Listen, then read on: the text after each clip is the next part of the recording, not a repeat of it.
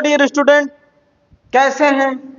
मैं नीलकमल सर उपस्थित हुआ हूं अपने official YouTube channel Purvanchal career classes पे लेके ईवीएस की क्लास। जैसा कि हम बराबर लेके आ रहे हैं ईवीएस की क्लास, उसी कड़ी में एनसीईआरटी संग्रह के आज की कड़ी में हम जिस चैप्टर को लेके आए हैं उसका बड़ा ही रोचक तथ्य उसमें शामिल हुआ है और उससे प्रश्न अनेकों बार बने हुए सीटेट में। तो आप अंत तक बने रहिए हमारे वीडियो में और इस वीडियो का आनंद उठाइए और आप इसको लाइक, शेयर और सब्सक्राइब करना ना भूलिए। तो आज का जो हमारा चैप्टर है उसका टाइटल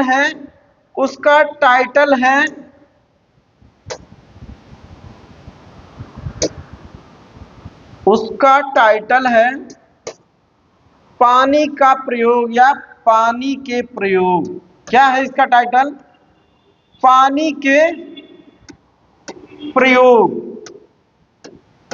आज हमारा जो टॉपिक है उसका ये टाइटल है पानी का प्रयोग। अब इसका प्रयोग हम कैसे कैसे करते हैं इसके बारे में बताया गया है। ठीक है, कुल मिला के इस चैप्टर का जब हम अध्ययन करते हैं तो उसमें जो निकल के आता है कि एक इशिता नाम की लड़की है और वो जो है प्रयोग करती है या कुछ ऐसी क्रियाकलाप करती है कि हाथ में कील लिए होती है और पानी के जार में डालती है तो डूब जाता है, और जब कटोरी को वो पानी में छोड़ती है, टब में छोड़ती है, तो कटोरी तैरने लगती है। मिला जुला के जो इसका आज का जो चैप्टर है जिसका शीर्षक है पानी के प्रयोग, तो उसमें बस कुल मिला के यही बताया गया है कि क्यों वस्तुएं डूब जाती हैं और क्यों जो है तैरती रहती हैं। ठीक है, तो आप ये चीज जानते हैं कि एक प्लवन का नियम था, प्लवन का नियम। ठीक है, इसके अनुसार कोई भी वस्तु जब अपने भार के बराबर पानी को हटा देती है तो वो तैरती रहती है पानी में। दूसरा जो होता है कि अगर उसके बराबर वो पानी नहीं हटा पाती है तो वो डूब जाती है, उसका आयतन कम होता है, उसका वजन ज्यादा होता है, तो वह वस्तु जल में डूब जाती है। और जिसका आयतन अधिक होता है और उसका वजन कम होता है वो वस्तुएं तैरती रहती हैं। जैसे कटोरी हो गई, प्लास्टिक के कटोरी हो गए, इन सबों का वर्णन किया गया है। लेकिन इस चैप्टर का जो मूल उद्देश्य है वो आपको अवगत कराना है कि मृत सागर के बारे में। किसके बारे में? मृत सागर के बारे में। मृत सागर क्या है उसके बारे में भी जान लेते हैं। डेड सी, ठीक है, डेड सी, ये इसके बारे में बताया गया है कि डेड सी क्या है। डेड सी एक ये ऐसे तो झील मानी जाती है, सागर माना जाता है ये। ठीक है, दुनिया का सबसे नमकीन सागर अगर कोई है तो डेड सी, या इसी का हिंदी में नाम है मृत सागर। क्या है? मृत सागर इसका नाम है, इसको भी आप जानते रहिएगा। इसके बारे में बताया गया है कि मृत सागर दुनिया का सबसे नमकीन पानी वाला सागर है और इसके स्थान के बारे में अगर बताया जाता है या इससे जुड़ी रोचक तथ्य जो उनके बारे में बताया जाता है, पहले तो ये जान लीजिए कि मृत सागर क्या है। ये डेड सी, डेड सी इसका नाम है और ये अवस्थित कहां पे है ये? तो ये दक्षिण पश्चिम एशिया में है। कहां है? दक्षिण पश्चिम या पश्चिमी भी आप कह सकते हैं। ठीक है, दक्षिणी पश्चिमी एशिया में ये है सागर जिसका नाम है डेड सी। क्या है? डेड सी या मृत सागर। ठीक है, ये इसका नाम है मृत सागर। कहां पे स्थित है? दक्षिण पश्चिम एशिया में स्थित है। ये दो देशों के बीच में स्थित है। ठीक है, कौन कौन से वो देश हैं? इजराइल, इजराइल है, ठीक है, इजराइल इस सागर के पश्चिमी है। ठीक है, मृत सागर के पश्चिम में कौन है? मृत सागर के पश्चिम में इजराइल है और मृत सागर के पूर्व में जॉर्डन है। क्या है? जॉर्डन है। इसको भी आप जानते रहिएगा कि जो मृत सागर है उसके पश्चिम में इजराइल देश अवस्थित है और पूरब में जॉर्डन देश अवस्थित है। इन्हीं दोनों देशों के मध्य में हमारा मृत सागर अवस्थित है। और इसके बारे में जो रोचक तथ्य बताया गया है, इसकी औसत लंबाई के बारे में बताया गया है। औसत लंबाई इसकी कितनी है? इसकी औसत लंबाई है 76 किलोमीटर। कितना? 76 किलोमीटर। और गहराई इसकी, चौड़ाई है, ये तो लंबाई हुई, और चौड़ाई के बारे में बताया जाता है कितनी है? 15 किलोमीटर। तो इस चीज को आप जानते रहिए, बड़ा ही रोचक तथ्य है। यहां से प्रश्न बन सकते हैं कि मृत सागर कहां पे अवस्थित है? तो मृत सागर जॉर्डन और इजराइल के बीच में अवस्थित है। मृत सागर के पूर्व में कौन सा देश है? जॉर्डन देश है। मृत सागर के पश्चिम में कौन सा देश है? तो इजराइल देश है। इतना तो कॉन्सेप्ट आपको क्लियर हो गया होगा। ठीक है, अगर पूरे विश्व के संदर्भ में देखा जाता है कहां अवस्थित है, तो दक्षिण पश्चिमी एशिया में अवस्थित है। इतना तो आपको कॉन्सेप्ट क्लियर हो गया होगा। दूसरा, जो इसके बारे में प्रश्न कहां से आते हैं उस चीज को हम देखते हैं, उसके बारे में नोट करते हैं। तो इसके बारे में नोट करते हैं, यहां से प्रश्न बनते हैं। ठीक है, और ये कूट मिलान वाला प्रश्न है। इनके 4-5 बिंदुओं का वर्णन यहां पे हुआ है। उसके बारे में हम देखते हैं कि क्या क्या है। इसके बारे में बताया गया है, वैसे तो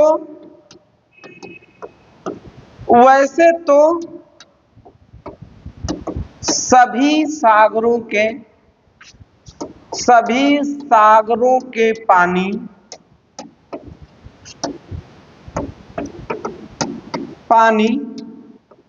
नमकीन होते हैं।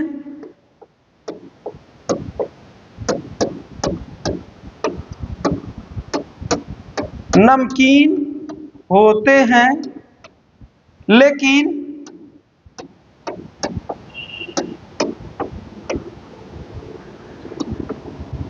मृत सागर का पानी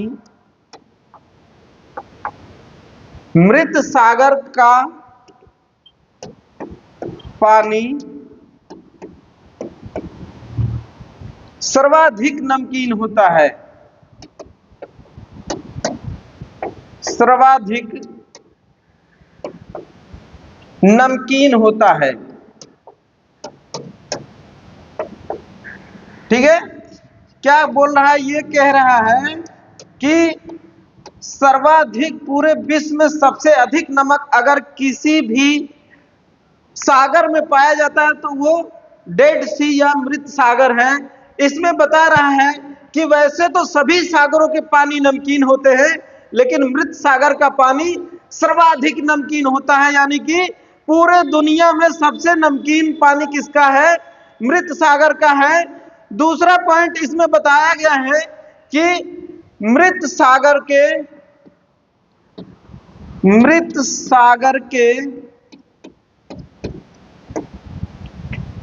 1 लीटर पानी में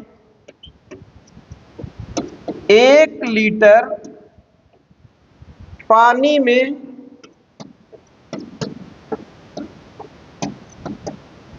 300 ग्राम नमक पाया जाता है।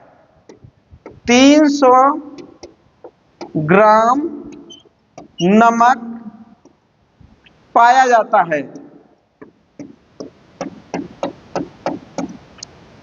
आप देख रहे हैं, पहला पॉइंट है कि इससे परिचित कराया जा रहा है कि मृत सागर दुनिया का सबसे नमकीन पानी वाला सागर है।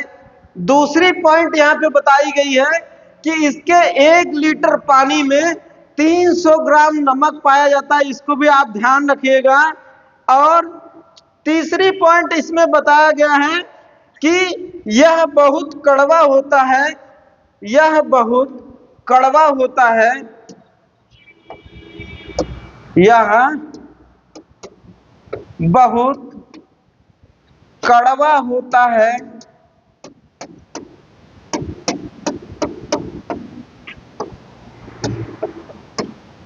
जिसे आप चख नहीं पाओगे, आप चख नहीं पाओगे। ठीक है, तो ये बात किसके बारे में हो रही है? मृत सागर के बारे में बात हो रही है। अगली जो पॉइंट इसमें दिया गया है मृत सागर के बारे में, वो है मृत सागर में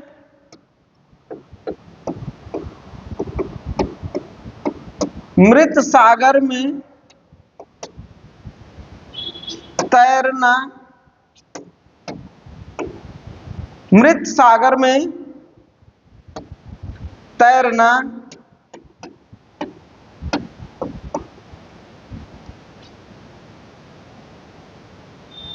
मृत सागर में तैरना आराम करने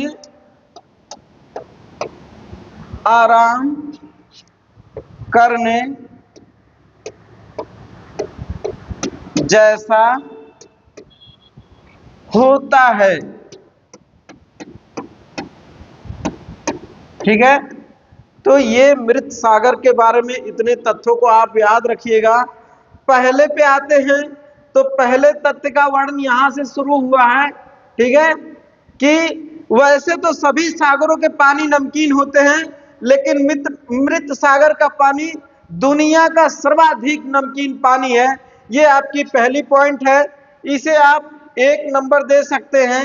ठीक है, दूसरा आपका जो है वो आपका है, ये 2 नंबर है, इसे आप 2 नंबर कह सकते हैं। मृत सागर के 1 लीटर पानी में 300 ग्राम नमक पाया जाता है। और तीसरा पॉइंट यह है कि यह बहुत कड़वा होता है, जिसे आप चख नहीं पाएंगे। ठीक है, यह बहुत कड़वा होता है, जिसे आप चख नहीं पाओगे। और चौथा पॉइंट इसके बारे में बताया गया है कि मृत सागर में तैरना आराम करने जैसा होता है। ये आपकी तीसरी पॉइंट है। चौथी पॉइंट है, इसको भी आप नोट करिएगा। और यहां से कूट मिलान का प्रश्न बना हुआ है। किससे बना हुआ है? कूट मिलान से बना हुआ है। इसमें आपको दे देगा कि मृत सागर के जल में 200 ग्राम नमक पाया जाता है, तो गलत है। 200 के बजाय 300 ग्राम नमक पाया जाता है 1 लीटर में मृत सागर के पानी में। इसको आप जानते रहिए।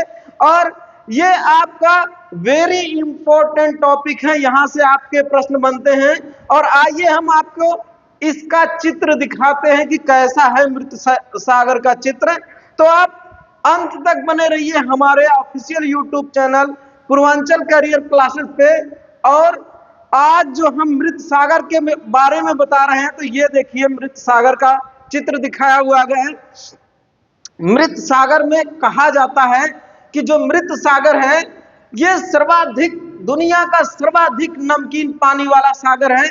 लेकिन ऐसा होता क्यों है, इसके बारे में बताया गया है कि इसके तट जो हैं वो जो है नमकीन पानी के बने होते, नमक के बने हैं।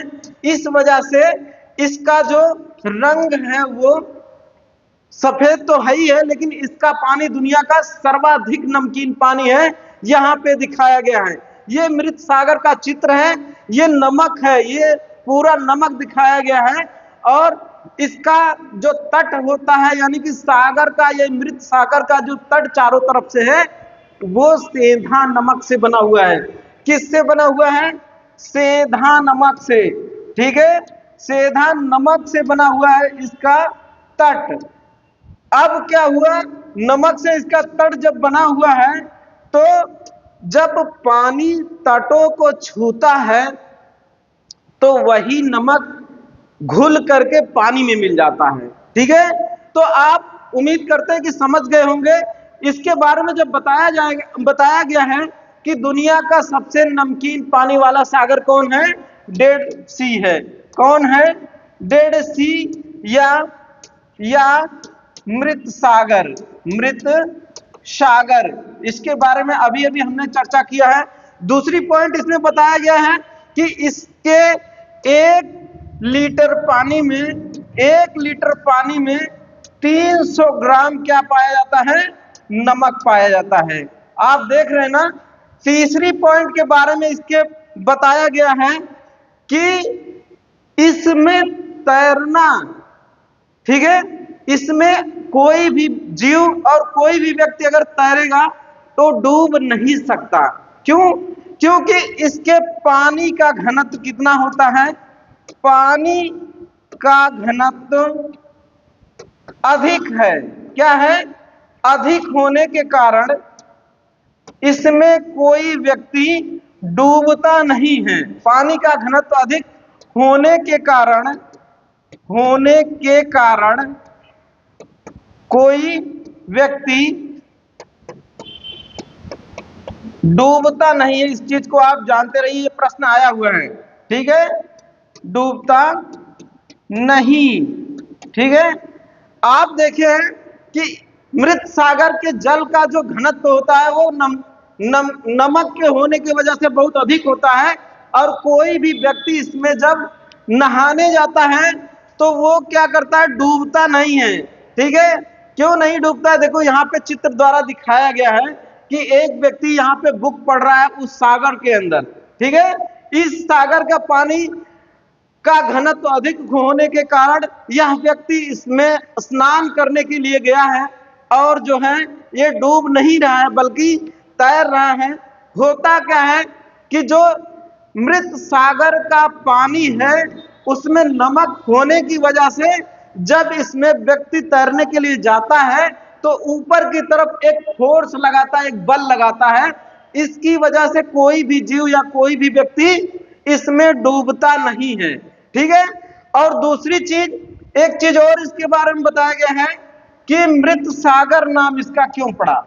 मृत सागर क्यों नाम पड़ा? ठीक है, इसका नाम मृत सागर क्यों पड़ा? क्योंकि इसमें कोई भी जीव नहीं पाए जाते हैं। ठीक है, अधिक लवणता होने के कारण, अधिक लवणता होने के कारण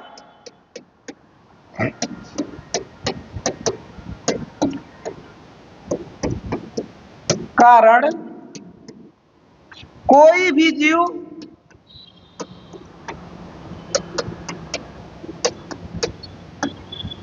नहीं पाए जाते। ठीक है, नहीं पाए जाते हैं, और इसलिए इसको क्या कहा जाता है? मृत सागर कहा जाता है।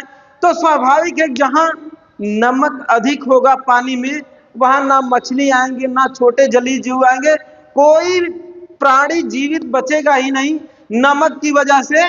इस वजह से इसको मृत सागर कहा जाता है। ऐसा भी आपसे प्रश्न पूछ सकता है कि मृत सागर को मृत सागर क्यों कहा जाता है? क्योंकि इसमें कोई जीव जंतु नहीं पाए जाते हैं। किसके कारण? नमक अधिक होने के कारण। तो आज का ये जो टॉपिक था मृत सागर से, जो हमारी एनसीईआरटी बुक में जिसका वर्णन हुआ है, जहां से कई बार सीटेट में प्रश्न आए हुए हैं, उसको हम आज आपको बताएं। तो अभी अंत तक आप बने रहिए इस वीडियो में, अभी और भी चीजें बताना जिससे कि सीटेट में प्रश्न आए हुए हैं। तो आइए चलते हैं दूसरा वाला जो टॉपिक है उसकी तरफ। ये गांधी जी के दांडी मार्च से संबंधित है। यहाँ पे गांधी जी का दांडी मार्च वाला फिगर दिखाया गया है, चित्र दिखाया गया है, और हमारी एनसीईआरटी बुक में जो वर्णन हुआ है, जिससे कि प्रश्न कई बार बने हुए सीटेट में, उसका जो है उस टॉपिक का अब हम अध्ययन करेंगे। तो यहाँ पे ये गांधी जी का चित्र दिखाया गया, चित्र के माध्यम से कि जब ये दांडी मार्च किए थे तो उसका ये चित्र दिखाया गया है। अब दांडी मार्च के भी बारे में जान लेते हैं, यहाँ से प्रश्न बनते हैं और कई बार बने हुए हैं। आइए गांधी जी के दांडी मार्च के बारे में जानते हैं कि दांडी मार्च इनका कब शुरू हुआ था और कब अंत हुआ और कितनी दूर तक चला, कितने लोग इसमें शामिल थे, इन सबों का वर्णन आज किया जाएगा। तो दांडी मार्च के बारे में, जिसका कि अभी हमने फिगर दिखाया या चित्र दिखाया, तो दांडी मार्च क्या है, दांडी मार्च के बारे में बता रहे हैं हम, ठीक है। दांडी मार्च, ठीक है, या इसी को कहा जाता है दांडी सत्याग्रह, सत्याग्रह,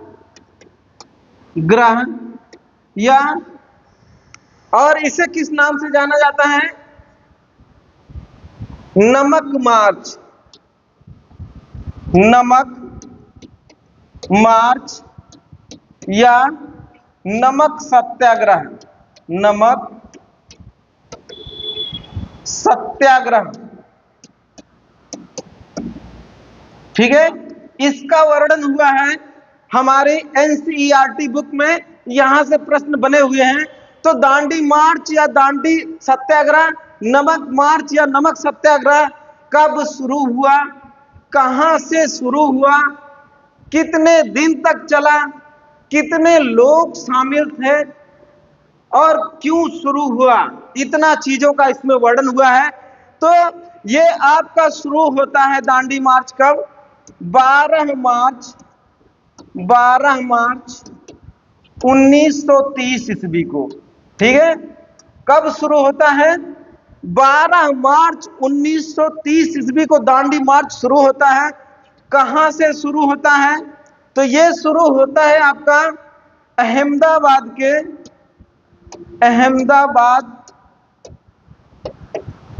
के साबरमती आश्रम से, साबरमती आश्रम से शुरू होता है। कब शुरू होता है, 12 मार्च 1930 को शुरू होता है। इस चीज को आप जानते रहिए। अगला जो इसमें अगला नंबर आता है या अगला इसमें जो पॉइंट का वर्णन हुआ है, ये उसमें बताया गया है कि ये मार्च 24 दिन चला या 24 दिनों तक चला,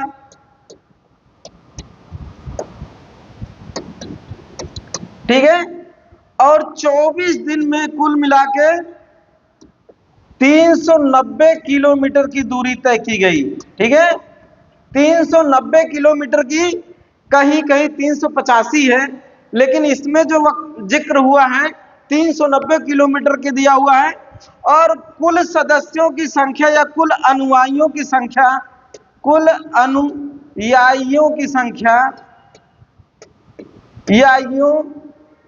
अनुयायियों की संख्या कितनी थी, तो 78 थी। कितनी थी, 78 थी।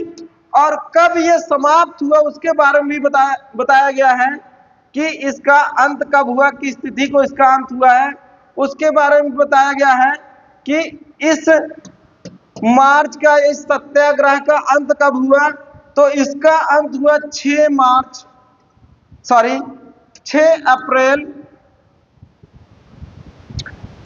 अप्रैल 1930 ईस्वी को, ठीक है। आपने देखा कि 12 मार्च 1930 ईस्वी को दांडी मार्च प्रारंभ होता है। कहां से प्रारंभ होता है, अहमदाबाद के साबरमती आश्रम के साबरमती नदी के तट से गांधी जी के द्वारा शुरू किया जाता है। और इसको शुरू करने का उद्देश्य क्या था, तो इसको शुरू करने का जो उद्देश्य था वो नमक कानून के विरोध में, क्या था, नमक कानून के विरोध में, नमक कानून के विरोध में शुरू किया गया, ये विरोध में शुरू हुआ। कौन हुआ? नमक सत्याग्रह। ठीक है। उस समय के वायसराय कौन थे? इससे भी प्रश्न पूछ सकता है, इसको भी आप नोट कर लीजिएगा। तो जो वायसराय थे उस समय कौन थे? वायसराय की बात आती है तो लॉर्ड इरविन थे। कौन थे?